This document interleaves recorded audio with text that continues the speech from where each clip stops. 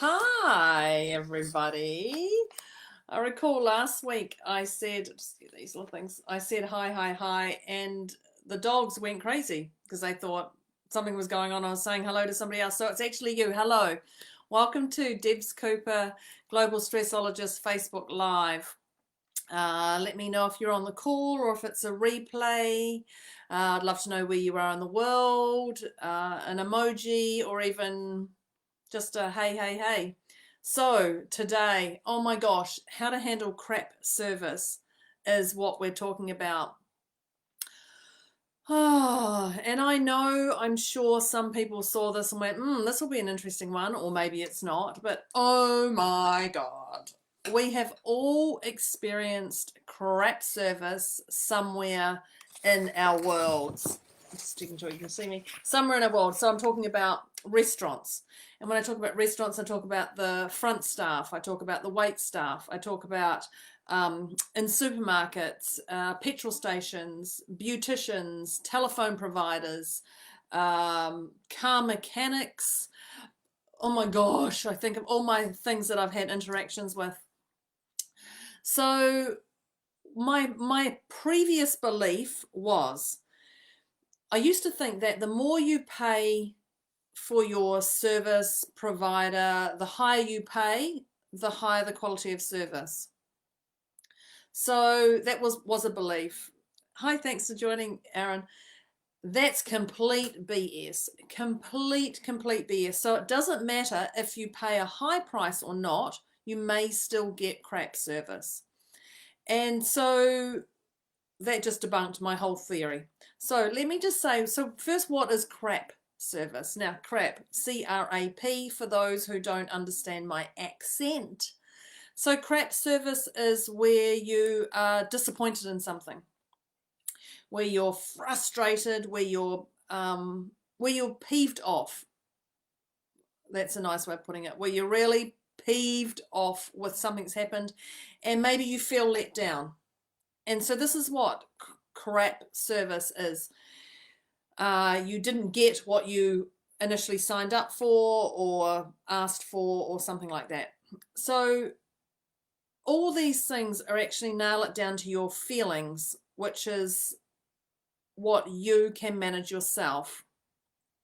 So, I talked about being disappointed and peeved off and frustrated and just grr. So this is all down to how you feel on the day and every other day and moving forward. So I've come up with 6 options on how to handle crap service. God, even saying the word crap feels a little bit off. How to handle rough service. So first, just know that all options are okay. Totally okay. Any option that I'm going to give you to choose to do or not do is okay. It depends on your mood at the time.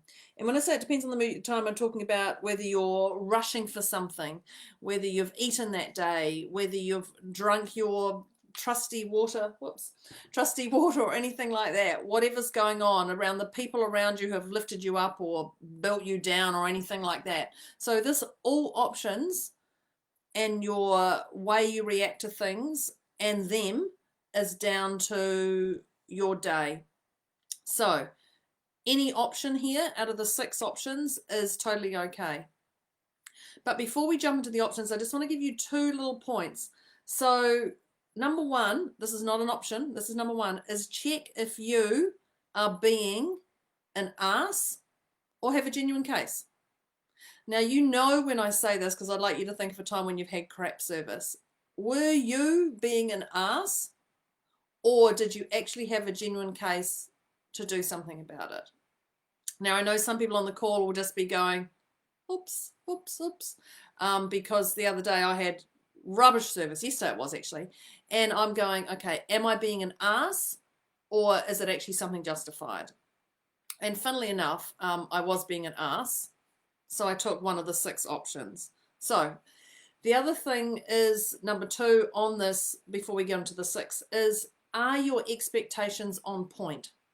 So when I say expectations, if you are going to a restaurant, do you expect to be looked in the eye when they greet you? Do you expect them to ask you how your day is? Do you expect them to be friendly and welcoming? Do you expect them to give you the specials or leave you sitting there forever and till everyone else gets their food and then they come back to you? What are your expectations, and are they on point? Okay, so here's the 6 options. 1, you speak up then, at the moment, right there and then, if you have prep service. Now, that's okay or not okay. Just know these are the key points here. You are to speak humbly. And when I say speak humbly, speak humbly. Speak from the heart. Speak genuinely. What you can do is, I learned this technique, which is a little bit sly, is you speak softly enough for them to hear, but sometimes they have to lean in, if necessary, to hear you. So speak softly enough. If you're going to speak up, speak softly enough that they have to lean in to hear you, because then you've got them engaged. Now, you can do that or not.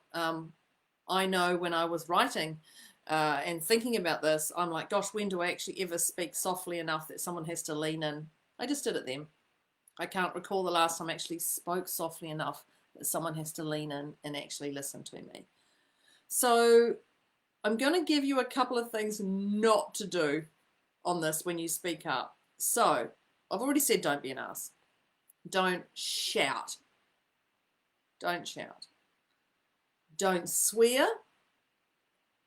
Yep, this is also for me as well. Don't shout, don't swear, and do not, for goodness sake, threaten them. Threaten them with anything. Now, I'm not talking about their life. I'm talking about threaten with anything, social media, I'm going to complain to your boss, nothing. So there's just the 3 key points of don'ts. But I really would love you to get the speak up then if you feel right, because some people may not feel comfortable in speaking up. The other thing with speaking up, there's then at the time, and then there's later. So you can speak up now or you can speak up later. So when it comes to speaking up later, once again, check if you're being an ass or if you generally have a case. Because sometimes when you've gone away and you've thought about it, you've gone, you know what, I was pretty much an ass then. You know, I probably wasn't the best kind of person.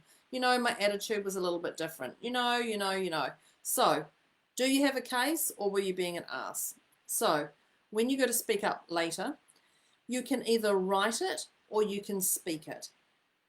And when I say this once again, it's the same things as before. Speak up humbly and from the heart. And if you speak, you can speak softly, definitely. And remember the don'ts. But if you write it out, then read it aloud and listen and hear if there was emotion in that, because the energy you're giving to them, they will receive. So if you're an ass to someone, they're going to be an ass back. Not often are you an ass to someone and they're like, oh, you're having such a lovely day, because that might react very differently. So there's no point having 2 asses facing each other. So speak up now or speak up later, whatever you'd like to do. Remember, check if you're being an ass or if you generally have a case. The next option, number 3, is speak up to social media. Now, this one really amuses me. I'm sure you already know my answer to this. The answer is no. No, nah, neither, never, never. All the languages you can say it. No frickin' way. Don't do it. Don't do it. Do not do it. Because for one, once it's on the net, it will always be there. The other thing is, the reason you're doing that is because you really want a pat on the back from the people for the injustice that's happened to you, and you want other people on the bandwagon. So the answer to speak up to social media, nope. Do not do it. Okay? Have I made that one clear? No. Number 4. Number 4 is speaking up to friends, family, associates, anyone who listens to you. And so when I talk about anyone who listens to you, I'm talking about the hairdressers, the beauticians, the nail technicians, the shop assistant, the supermarket people. When they go, how's your day? Well, actually, I've just been to so-and-so and blah, blah, blah, and I've had the worst service ever and I'll never go back. Don't. Okay? So when it comes to this, speak up to friends, family. No. Nope. No. No, no, no, no, no. No freaking way. The same as speaking up to social media. Don't run that story. Don't repeat it. It's not worth it. Okay? I really want to say that again. It's not worth running that story over and over and over again to get you that support of that pat on the back for your so much injustice. If you do speak up, because I know when I say this, don't do it, people will do it. If you do speak up to your hairdresser or the shop assistant or whatever, do yourself and that company a favor, or that person, is don't ever say the company. Don't ever say the company, because they may have just been having a bad day and you've just then gone and passed it on to somebody who's passed on to somebody who's passed on to somebody. So just drop that. If you're going to complain, which some of you will, just don't ever say that company. Okay? Okay? Okay? The other one is, it must be number 5, is seek legal advice. So recently I spoke to this lovely woman who was having some real kick in the cobblers stuff that was going on. And while this was happening to her, I really felt for her, but I gave her the advice of seek legal advice.